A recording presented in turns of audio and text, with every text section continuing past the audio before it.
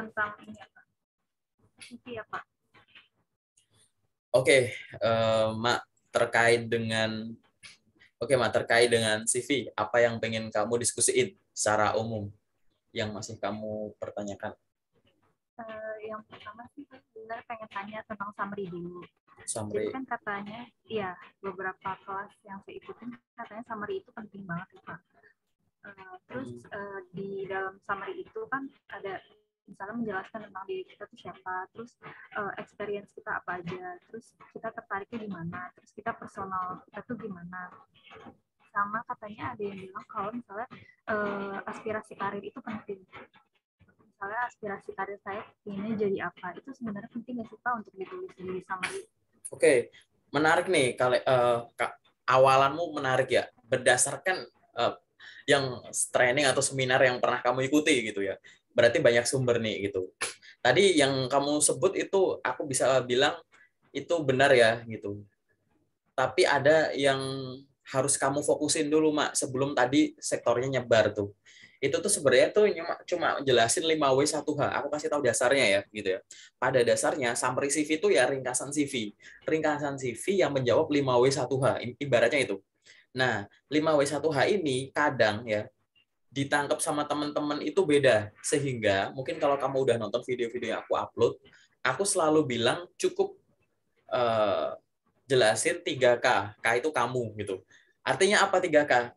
Kamu itu siapa? Oke? Kamu itu siapa? Yang kedua, kamu itu sudah melalui apa? Oke? Yang ketiga, setelah kamu melalui itu semua, akhirnya kamu bisa apa? Gitu. Contoh, saya adalah seorang lulusan jurusan ini dengan IPK sekian dari universitas ini, gitu kan?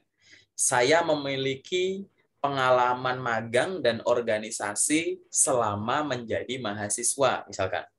Atau kalau kamu udah punya pengalaman kerja, langsung sebut, saya memiliki total pengalaman kerja selama 3 tahun, di mana sekian tahun sebagai ini, sekian tahun sebagai ini, sekian tahun sebagai ini, gitu. Itu udah menjawab kamu itu siapa dan kamu udah melalui apa, gitu kan. Yang ketiga adalah kamu bisa apa. Nah, kamu bisa apa? Akhirnya tadi kalimat tadi kamu lanjutkan. Tadi misalkan yang punya pengalaman, kamu bilang kan, saya memiliki total pengalaman kerja selama 3 tahun, di mana sekian tahun sebagai ini, sekian tahun sebagai ini, gitu kan. Dari pengalaman kerja saya memiliki akhirnya jadi gini, dari pengalaman kerja saya memiliki pengetahuan terkait dengan ini, titik. Hal tersebut didukung dengan kemampuan teknis saya, berupa saya mampu mengoperasikan A, B, C, D, E, F, G, gitu. Selain itu, saya juga memiliki prestasi A, B, C, D, E, F, G, misalkan gitu. Kemampuan saya tersebut juga didukung dengan kemampuan komunikasi saya yang baik menggunakan bahasa Indonesia dan bahasa Inggris, misalkan gitu. Kalau CV bahasa Indonesia, tulis kayak yang aku bilang. Kalau kamu CV-nya pakai bahasa Inggris, tinggal ditranslate, gitu. Jadi intinya cukup jawab, kamu itu siapa, kamu sudah melalui apa, dan kamu itu akhirnya bisa apa, beserta prestasinya tentunya. Cukup 3 ini dulu yang jadi fokus. Kenapa? Kok lebih sedikit sih daripada yang tadi kamu sebut? Padahal yang di training itu kan bilang, kalau bisa tuh ada interest kita apa, gitu kan. Terus preferensi kita apa, kita pengen jadi apa, gitu kan. Aspirasi kita, gitu ya. Dari sekian banyak ya, yang aku lihat gitu ya, kebanyakan itu ada miss. Ada yang di miss penulisan, ada yang di miss penggunaan CV. Maksudnya gini, miss, aku harus jelas. Kadang mungkin kamu pernah baca tulisannya gini, saya memiliki minat terkait dengan bidang ini. Atau misalkan saya memiliki minat terkait dengan pekerjaan, misalkan sebut ya, yang berhubungan dengan administrasi apa. Tapi ada kalimat lanjutannya, koma. Namun tidak menutup kemungkinan untuk bidang-bidang yang lain. Pernah nggak kamu baca itu? Aku udah nggak tahu deh, berkali-kali aku baca kayak gitu. Kalau kayak begini kan artinya apa? Kalau kamu cerna ya, ini kan sebenarnya sama aja kan gitu. Saya memiliki ketertarikan di bidang A, B, C, namun tidak menutup kemungkinan untuk bidang-bidang yang lain. Artinya kan kamu semua bidang kamu open, paham nggak? Gitu. Jadi ini kalimat ini tuh menurutku tuh salah tulis ya. Mendingan kalau kamu fokus mau ngejar kebetulan kamu udah tahu nih lowongan yang dibuka ini dia itu sektor atau bidangnya tuh bidang ABC gitu ya. boleh di summary kamu tulis gitu. Saya memiliki ketertarikan terkait dengan bidang A, B, C. Titik. Oh, itu malah tegas. Itu benar. Itu mungkin yang dimaksud dari seminar yang kamu ikuti gitu. Dan itu yang aku maksud juga. Tapi kebanyakan salah persepsinya seperti itu. Aku bukan HR, aku user. Tiap kalimat itu aku lihat baik-baik. Ini anak tuh aku nggak ngeliat dari pengalaman kerjanya kalau aku lihat kandidat ya, tapi aku lihat potensinya juga kan. Bisa kelihatan kok dari cara nulisnya. Di situ akan ditulis bahwa kayak tadi, saya memiliki ketertarikan di bidang ini. Namun tidak menutup kemungkinan di bidang lain. Ya, akhirnya kan nggak tegas. Akhirnya semua open. Nah, maksudku daripada kayak begitu kamu bingung ya, nggak usah tulis aja sekalian. Yang penting 3 poin tadi kamu kuat. Ya kan? Saya seorang lulusan jurusan ini dengan IPK sekian dari universitas ini. Saya memiliki pengalaman magang dan organisasi selama kuliah, misalkan fresh grade gitu kan. Atau saya memiliki total pengalaman kerja selama sekian. Saya memahami terkait ini yang didukung dengan kemampuan untuk mengoperasikan ini. Saya memiliki prestasi ini. Selain itu saya juga memiliki kemampuan tambahan misalkan bahasa atau saya memiliki sertifikasi apa. Itu titik, itu udah, itu sangat tegas gitu. Jadi kalau 2 poin tadi yang hubungannya sama preferensi kita, preferensi karir atau keinginan kita pengen di sektor apa gitu ya, itu kamu harus paham dulu daripada nanti salah nulis gitu. Nah, selama belum paham, mending nggak usah tulis dulu. Pastikan 3 ini aja dulu. Kenapa? Kalau 3 hal ini tadi ya, kamu itu siapa, kamu sudah melalui apa, dan akhirnya kamu bisa apa, 3 ini saja kamu olah dengan baik, maka summary CV ini aku ulang ya, nanti kamu lihat video yang aku upload, aku akan sering bilang ini. Maka si summary CV ini bisa kamu pakai kemana-mana. Summary CV, kamu modifikasi sedikit penulisannya, bisa masuk ke LinkedIn bagian about. Gitu. Summary CV, kamu edit-edit sedikit, kamu masukin ke job street tuh yang ada kolom promo tiap kali kamu ngelamar kerja tuh berapa kolom, bisa. Kamu jadiin body email di paragraf kedua, bisa. Aku kasih tips paling simpel, Mak. Coba kamu kalau di CV ada summary CV, ya kan? Ada summary CV. Coba kamu tanya sama dirimu sendiri. Misalkan anggap saja aku lagi nanyain kamu, coba Emma, silahkan perkenalkan diri kamu, misalkan lagi interview gitu ya, silahkan perkenalkan diri kamu, terus kamu baca summary CV-mu, menjawab nggak pertama? Nyambung nggak? Karena summary CV itu harus bisa menjawab, silahkan perkenalan diri kamu.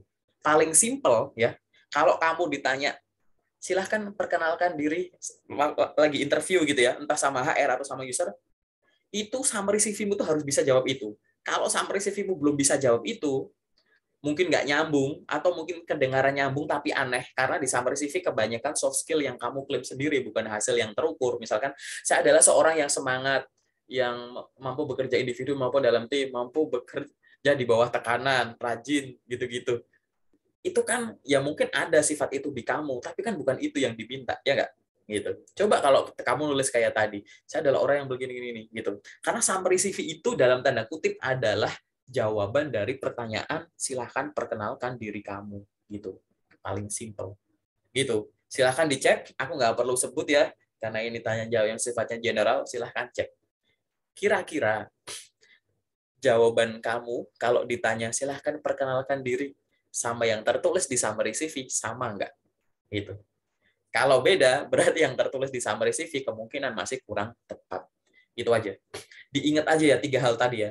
Menjawab kamu itu siapa, kamu sudah melalui apa, dan akhirnya kamu memperoleh prestasi apa, dan sekarang bisa apa. Udah itu aja.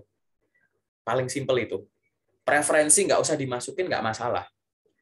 Gitu. Daripada nanti nulisnya miss kayak yang tadi aku contohin. Gitu sih. Mungkin udah ngejawab ya. Kalau belum silahkan kalau mau diskusi lagi, Mak. Apalagi misalkan. Uh, mungkin itu kalau untuk fresh graduate mungkin iya ya, mungkin jadi apa, karena mungkin kan masih general juga ya, apalagi belum banyak pengalaman magang, jadi lebih baik ditulisnya tuh yang tentang diri kita yang tadi 3 itu doang ya Pak, daripada harus nulis karir Iya, aspirasi ini. iya, nggak usah nulis karir aspirasi, apalagi kebanyakan nulis soft skill. Apalagi soft skill-nya adalah mengklaim kemampuan. Sekarang kalau kamu nulis soft skill gitu kan, saya adalah orang yang semangat, Itu mampu bekerja individu maupun tim atau ini. Itu kan buat aku oke lah, itu kamu optimis sama kemampuan diri. Tapi kan itu masih sesuatu yang abstrak ya nggak sih? Iya, yang Gitu. belum bisa dilihat sama Betul. PR-nya. Itu kalau kamu nulis technical skill-nya dulu, itu boleh ditulis, boleh banget gitu. Tapi pastikan yang harus kamu kan di sini kan harus banyak kata kunci keyword ya, yang sesuai dengan keyword lowongan dong, ya kan? Gitu. Nah, sekarang coba cek kalau ada kualifikasi di lowongan, keywordnya lebih banyak soft skill apa technical skill? Lebih banyak kompetensi yang kamu bisa apa, kamu memahami apa, atau cuma kayak yang sifatnya soft skill gitu. Makanya saranku adalah nulis soft skill boleh, tapi jangan banyak-banyak gitu. Kalau mau dihilangin nggak masalah gitu. Karena memang itu harusnya kamu membedakan dirimu dengan kandidat yang lain ya di situ. Karena pada akhirnya kan setelah kita ngomongin kamu siapa, kamu bisa apa, kamu melalui apa dan akhirnya kamu bisa apa, akhirnya kan kesimpulannya adalah apa yang bikin kamu itu adalah kandidat paling tepat untuk mengisi posisi itu kan gitu. Itu nanti kebaca semua tuh dari keseluruhan gitu. Gitu sih, Mak, gitu. Jadi ingat ya, 3 hal itu tadi gitu. Nanti kamu nonton video-video yang aku upload sama teman-teman yang lain tuh gitu. Ada yang mungkin lebih detail, ada yang penjelasannya mirip-mirip gitu. Tapi intinya ke situ dulu, Mak. Selama summary CV-mu belum bisa menjawab pertanyaanku, silahkan, Mak, perkenalkan dirimu gitu. Berarti masih salah nulisnya gitu. Paling simpel nggak QC-nya gitu. Apalagi, Mak, ayo kita diskusi apa lagi?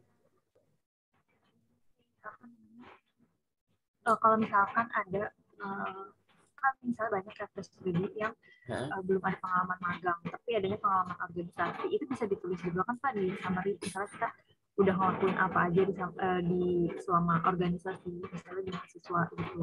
Boleh. Tulis. Boleh. Jadi aku kasih penjelasan ya.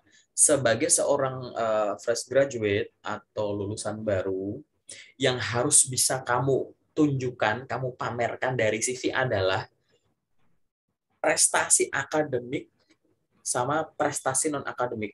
Seolah-olah tuh kamu bilang bahwa ini loh kampus saya, IPK saya sekian loh waktu saya menempuh pendidikan. Tapi saya nggak cuma ini loh ngejar IPK, saya juga ada aktivitas lain loh. Ini saya ada magang, organisasi kepanitiaan, mungkin keanggotaan, ada volunteer, ada seminar-seminar yang saya ikuti gitu. Kamu tuh memamerkan ini. Sehingga summary CV tadi harus bisa mamerin 2 ini. Contohnya ya kayak tadi, selama di kampus saya mengikuti banyak organisasi, antara lain ini sebagai ini. Dari sana saya belajar atau memiliki akhirnya memperoleh keterampilan misalkan komunikasi apa yang sifatnya tuh lebih ke yang kamu pahami, terus nanti disebut dukungan software atau aplikasi-aplikasi yang akhirnya bisa kamu gunakan gitu. Gitu. Misalkan kamu ikut organisasi suka bagian danus gitu ya, ya akhirnya kamu jadi tahu kan cara nge-propose apa, presentasi, menggait sponsor gitu-gitu. Kamu pernah di bagian perizinan ya, kamu tahu cara urus-urus perizinan dan lain-lain. Kamu bagian event ya, kamu tahu cara menyusun acara lah ini biar kreatif gitu-gitu. Ya nggak apa-apa ditunjukin ke sana, harus teknis itu. Gitu. Dan teknis itu ya kamu tulis, kalau misalkan di CV ada tulisan bagian skills gitu ya, itu masukin ke situ. Jadi kalau di bagian CV kan orang ada suka nulis technical skill sama soft skill. Soft skill nggak usah banyak-banyak, aku selalu ulang itu ya. Gitu. Technical skill-nya banyak. Technical skill itu diekstrak dari mana? Kamu bayangin, aku kuliah jurusan ini loh. Nah, skill apa yang cuma dimiliki sama orang jurusan itu? Tulis di bagian skill gitu. Jadi isinya jangan cuma Microsoft Office, jangan cuma Canva yang kebanyakan ditulis, Microsoft Office, Canva gitu kan anak-anak yang lain. Terus bayangin lagi, aku pernah magang nggak sih? Oh, aku pernah magang di sini. Nah, skill apa yang kamu peroleh dari magang di sana? Kalau skillnya nggak ditulis ya artinya dalam tanda kutip ya, walaupun kita memang nggak langsung baca strict kayak gitu yang di CV, bahwa ya kamu magang nggak ada hasilnya dong, gitu. Masih Microsoft Office gitu. Jadi kamu udah melalui apa, ditarik skill yang apa, tulis di bagian skill gitu. Termasuk organisasi, kamu ikut organisasi banyak, seminar banyak. Itu cara nulisnya gitu. Kalau nggak ada poin di skillnya, ya berarti kan kamu ikut seminar sama itu cuma ngisi waktu aja, nggak ada yang bisa dipelajari. Ya walaupun kita nggak bakal nilai gitu juga, kita paham gitu. Dan maksudku aku jelasin yang bener tuh sebenarnya gitu. LinkedIn pun demikian. Iseng kamu masukin bagian license and certification. Misalkan kamu pernah ikut trainingnya LinkedIn yang LinkedIn Learning gitu. Begitu kamu masukin LinkedIn Learning di bagian license and certification, otomatis ada poin yang ketambah di bagian skills and endorsement, ya nggak gitu. Karena otomatis harus gitu LinkedIn. Jadi kalau kamu bingung nyusun CV, harusnya kamu belajar dari nyusun LinkedIn itu, karena nanti akan paham. LinkedIn itu sangat ngajarin kita bikin CV yang benar secara kayak gimana. Gitu. Baik secara di Indonesia maupun di luar. Lebih dari sekedar desain atau ATS gitu. Itu sih. Gitu, Mak. Apalagi yang pengen kamu diskusiin? Misalnya kalau mahasiswa tuh banyak ya. Terus kalau misalnya kita mau ngelamar di suatu tempat, berarti misalnya kita posisi apa, berarti kita harus ambil aja kan ya experience yang relevan gitu. Jadi yang enggak, mendingan nggak usah ditulis aja kan ya. Atau gimana? Oke, Mak. Sorry, barusan audionya error. Gimana, Mak? Bisa ditanya lagi? Ya, jadi kan misalnya mahasiswa itu kan banyak banget ya experience-nya itu. Nah, itu tuh kalau misalnya kita mau melamar kerja di suatu tempat yang posisinya misalnya marketing gitu, terus yang kita masukin itu experience yang relevan aja atau mending kita tulis semua gitu, bagaimana Pak? Jadi kayak gini, Mak. Pada dasarnya ya, semua kualifikasi pengalaman-pengalaman kita yang ditulis di CV seharusnya adalah sesuai dengan yang dibutuhkan oleh posisi yang dilamar gitu.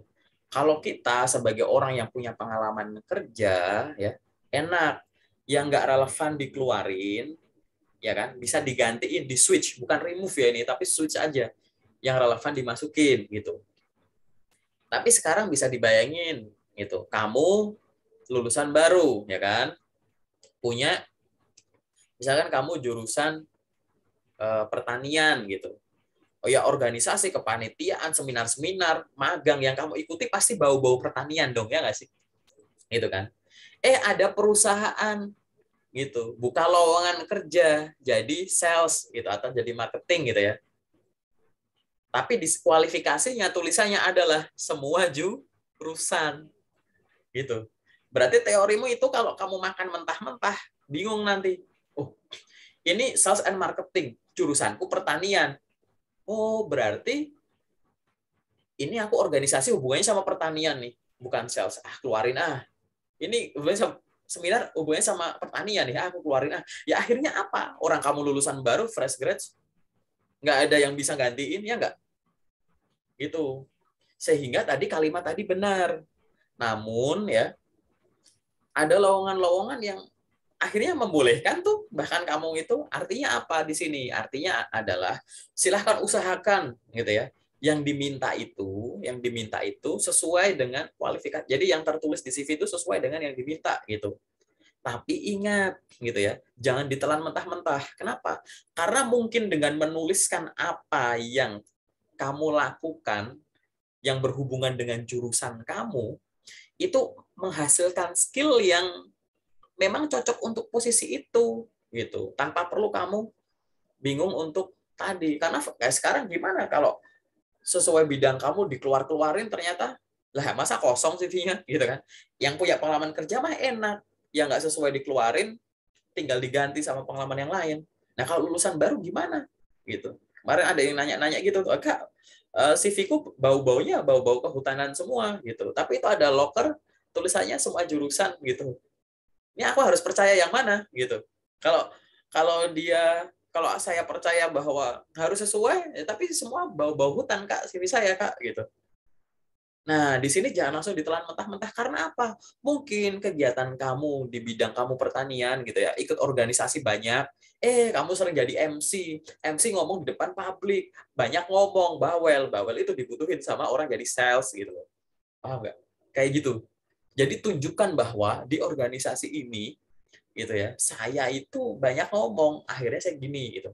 Atau selama organisasi ini saya bagian saya biasa nyari duit. di sini saya bisa gitu. Atau saya di sini ada part time ngelesin anak SMA, ngelesin anak apa. Ngelesin itu kan mempromosikan skill diri. Saya bisa menjual kemampuan diri. Ya cocok jadi sales gitu. Walaupun bidangku pertanian misalkan kayak gitu. Nah, itu cara bacanya tuh kayak gitu. Itu seni aja sih. Gitu. Tapi semua ya, di atas semuanya itu benar bahwa yang ada di CV itu harus seperti itu. Sehingga di sini bisa kita bilang bahwa nggak harus setiap lamaran kita bagian CV kita rombak kan.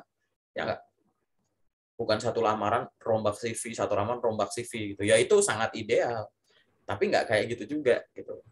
Karena ada yang sektor nyimpang tapi ada skill ya yuk baik itu technical skill maupun soft skill yang memang dibutuhin di bidang itu. Yang harus mungkin kamu lakukan adalah oh bidang ini tuh butuh kemampuan Excel-nya yang lebih nih atau butuh software ini nih atau butuh bahasa asing tertentu nih gitu kan. Nah, itu yang kamu tambahin gitu. Paham ya?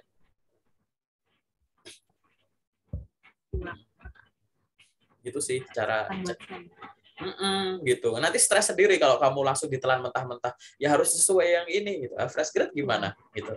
Aku waktu ya kan fresh grade gimana gitu. Kamu nggak bisa nelan mentah-mentah itu gitu. Pede saja gitu karena banyak lowongan yang seperti itu. Kecuali lowongannya spesifik gitu. Butuh dokter umum, kamu nekat gitu. Ya nggak bisa.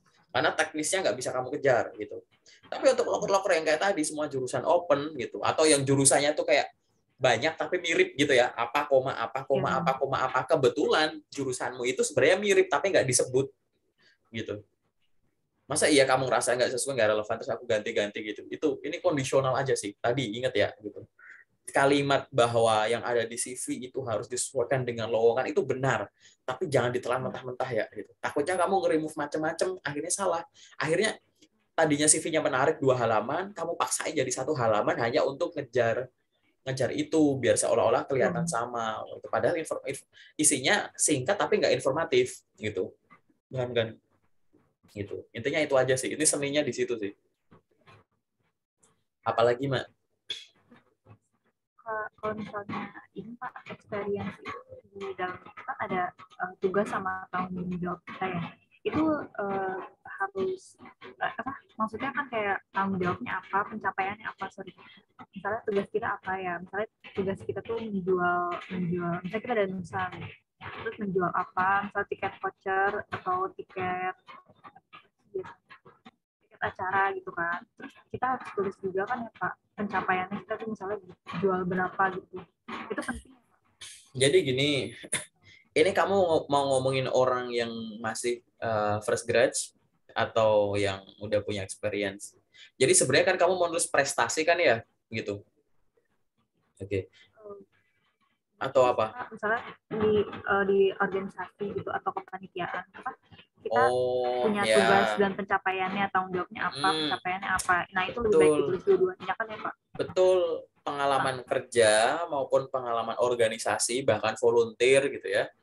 Itu boleh ditulis gitu. Targetnya disebut, terus pencapaian. Sehingga yang ditulis di sana misal pengalaman kerja tuh ya nama perusahaan, periodenya kapan, kamu sebagai apa. Terus mungkin ada job desk singkatnya, terus ada pencapaian.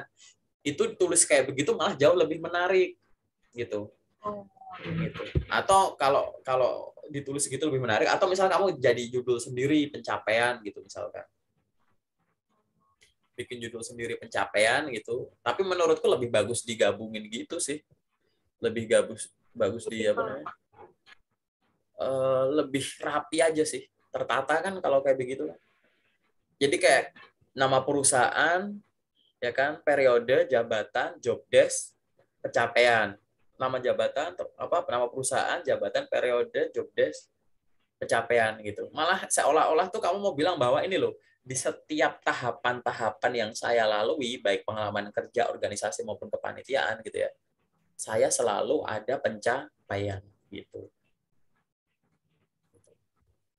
Itu seolah-olah tuh kamu pamernya ke arah sana. Ya bukan seolah-olah, itu pasti kamu ada gitu. Cara nulisnya disesuaikan aja gitu kan. Gitu.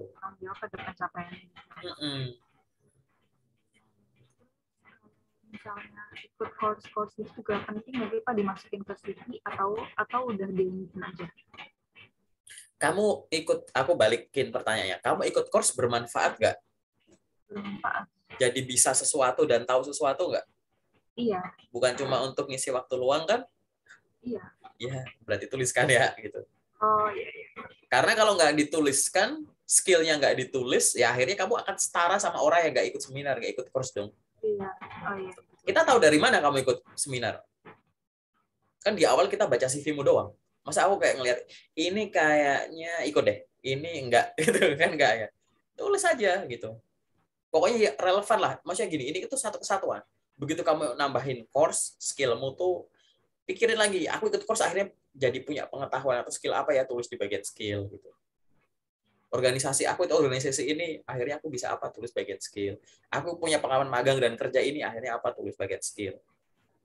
Gitu. Sehingga tuh kalau aku ngelihat skill tuh kayak, oh dia punya skill ini tuh mungkin dari sini, yang skill ini dari sini, skill ini dari sini gitu. Nah kalau coba beberapa CV yang aku review cuma skillnya cuma Microsoft Office sama Canva gitu. Lah kamu sekolah tinggi-tinggi cuma bisa Microsoft Office sama Canva gitu. Kalau aku mau langsung telan mentah-mentah yang ditulis ya walaupun ya nggak gitu. Itu kan biar biar paham gitu loh logika nulis CV itu. Karena dari CV itu bisa jatuh kemana-mana. CV itu luar biasa. Dan nulis CV itu bagian simple gitu. Tapi dia sangat powerful kalau kamu benar-benar kayak menikmati nulis CV, baca baik-baik gitu ya. Karena CV itu klon dirimu sendiri, apa sih klon duplikat diri kembaranmu gitu loh. Gitu. Ya kalau CV yang kita tahu kan aku belum kenal kamu ibaratnya gitu ya, ada CV ya.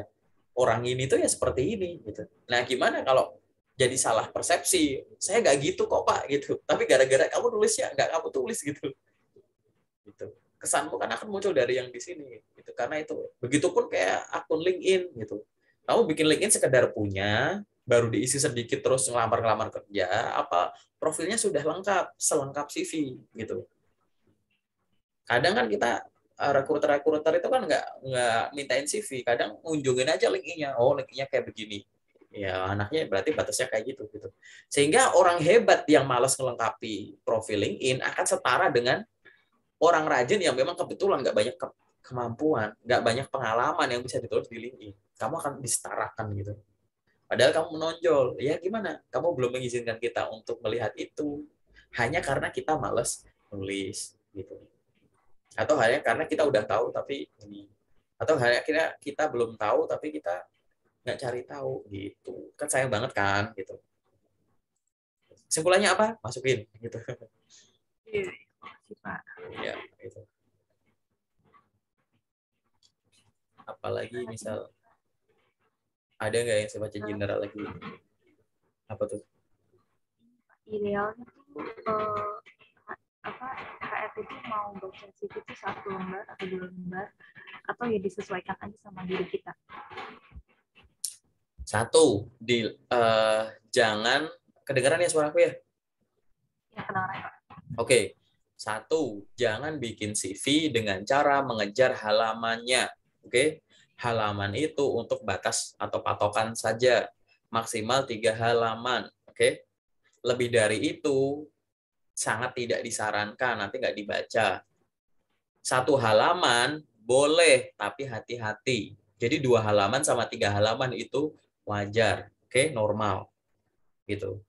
1 halaman kenapa aku bilang boleh tapi hati-hati? Takutnya kamu 1 halaman itu bukan karena informasinya udah kamu jago untuk nyusun, terus habis itu tata letaknya bagus, jadi informatif singkat gitu ya. Takutnya kebanyakan itu ngejar halamannya. Waduh, kemarin ada yang bilang bahwa Kak katanya CV wajib 1 halaman ya. Gitu. Ya aku kayak, aduh, tahu dari mana begitu. Nggak wajib gitu. Takutnya kamu ngejar halaman sehingga yang kamu pikirin apa? Wah, udah nggak muat nih. Harus muat. Iya, waduh aku nulisnya singkat-singkat aja deh.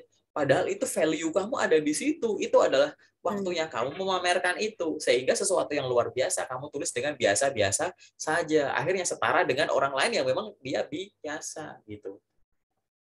Asal nggak usah dikejar, jangan kejar gitu. Intinya tuh kayak kamu fresh graduate itu kamu tuh pamerin prestasi akademik dan non akademikmu. Kalau kamu orang punya pengalaman kerja, tonjolin kemampuan teknis yang kamu mampu dari pekerjaan sebelumnya, prestasi-prestasi di pekerjaan sebelumnya apa, gitu kan? Sama training-training atau sertifikasi pendukung yang akhirnya ini bikin kamu tuh jadi mahal gitu. Karena sedikit beda tuh yang kita nilai antara seorang yang punya pengalaman, yang experience sama yang baru lulusan-lulusan baru gitu. Sedikit berbeda saja. Lulusan baru tuh kita lebih cari potensinya gitu. Gitu. Dan ini kamu harus pahami secara detail ya gitu. Secara detail tuh apa? Misalkan ngomongin informasi pribadi, aku masuk singgung aja, aku belum lihat CV-mu ya gitu. Informasi pribadi itu minimal ada 5: tempat tanggal lahir, itu wajib, wajib, alamat email, wajib, nomor telepon, wajib, sama sosmed. Sosmed itu ya paling gampang URL LinkedIn kalau kamu punya web gitu. Cuman banyak yang akhirnya nanya-nanya bahwa Kak, gunanya tempat tanggal lahir apa? Ngapain dimasukin? Itu kan privasi atau gimana gitu. Kalimat itu tuh biasanya akan muncul kalau gitu ya. Biasanya kamu tuh punya hobi atau siapa yang punya hobi upload CV ke LinkedIn sehingga nggak usah dimasukin gitu. Tapi dia dapat infonya setengah-setengah. Tapi ya kalau kayak gitu gimana kalau misalkan ada lowongan kerja bilang bahwa usia maksimal 25 tahun gitu. Ya orang tahu dari mana usiamu masuk kalau kamu nggak masukin misalkan gitu loh Mak. Ini aku nyambung kemana-mana ya gitu. Nah emang kenapa sih Kak tempat tanggal lahir emang gunanya buat apa gitu? Ya paling gampang adalah gini, kalau aku mau masukin orang rekrut itu kan investasi, betul nggak? Gitu. Beberapa perusahaan itu kalau investasi kan pengennya adalah ngeluarin duit banyak, tapi hasil investasinya ini kan bisa dituai dengan keuntungan yang sebesar-besarnya dong dalam tanda kutip ya. Yang artinya apa? Ya aku pengen cari kandidat, mungkin dia belum hebat sejak awal nggak masalah, tapi punya potensi hebat. Kebetulan kalau bisa misalkan ada batas usia tertentu, misalkan aku kenapa ngasih batasan usia 25 sih gitu. Karena di kantorku ini misalkan itu pensiun itu usia 60 gitu. Berarti ini anak kalau loyal aku ajarin gitu ya, dia bisa 35 tahun membesarkan perusahaan ini gitu. Aset terbesarnya perusahaan bukankah karyawan gitu. Gitu. Makanya kalau bisa untuk posisi yang ini aku cari anak yang dalam tanda kutip kualifikasinya seperti ini, tapi kalau bisa ya yang dari sisi usia yang masuk range gitu. Karena kita berharap dia tuh bisa lama di perusahaan ini, ya kan? Gitu. Itu biasanya kan kayak gitu tuh gitu. Coba dipakai sudut pandang gitu deh. Aku nggak ngomong dari sisi HR ya, aku bukan HR, aku user gitu. Misalkan ada posisi staff apa gitu. Staff ini gitu ya. Kalau ada orang kemampuannya sama, yang satu usianya maaf 50 tahun, yang satu 25 tahun, posisinya staff gitu ya, staff gitu. Kira-kira aku bakal hire yang mana gitu. Kalau aku disodorin itu aku pribadi aku milih yang 25 tahun. Karena dia masih bisa kita ajari dalam waktu lama. Walaupun ibaratnya katakanlah sama-sama lama, yang ini kan udah mentok gitu. Walaupun nanti ada perpanjangan-perpanjangan gitu ya, penundaan pensiun ya paling berapa gitu. Yang ini kan bisa lebih lama gitu. Nah, itu salah satu atau beberapa alasan aja. Ini aku bocorin aja gitu ya. Kenapa kok kita butuh batasan usia? Nah, banyak orang itu ya sekedar bikin CV ikut-ikut atau ikut seminar atau ikut baca-baca tapi nggak dipahami perbagiannya kayak tadi ringkasan CV, informasi pribadi gitu ya. Ini aku belum bahas ke CV-mu ya gitu. Nanti aku jelasin. Jadi sehingga pahami saja dulu perbagiannya, langsung diduplikat ke LinkedIn, oke? Saat CV-mu udah benar, pastikan informasi detail di dalamnya ada di LinkedIn. Dan LinkedIn-mu itu nanti tinggal kamu gunain untuk lamar-lamar kerja gitu. Gitu sih. Ini aku ngomongnya kemana-mana dulu ya gitu. Biar tadi balik lagi nggak ada yang namanya bikin CV ngejar halaman. Gitu. Ya kalau kemampuanku satu halaman nggak cukup, padahal aku pengen breakdown 2 halaman masih normal. Gitu. Halaman itu yang cukup diingat di kepala adalah maksimal 3 halaman. Kalau lebih tuh tidak direkomendasikan. Gitu. Gitu. Ya kalau memang kamu muatnya 2 halaman ya why not gitu. Itu sih. Nah, oke ya, apalagi kita diskusi apa lagi. Pokoknya aku loncat kemana-mana lah. Jawab semua sih pertanyaan tadi. Apa tuh? Udah terjawab semua yang tadi saya penasaran tentang CV itu.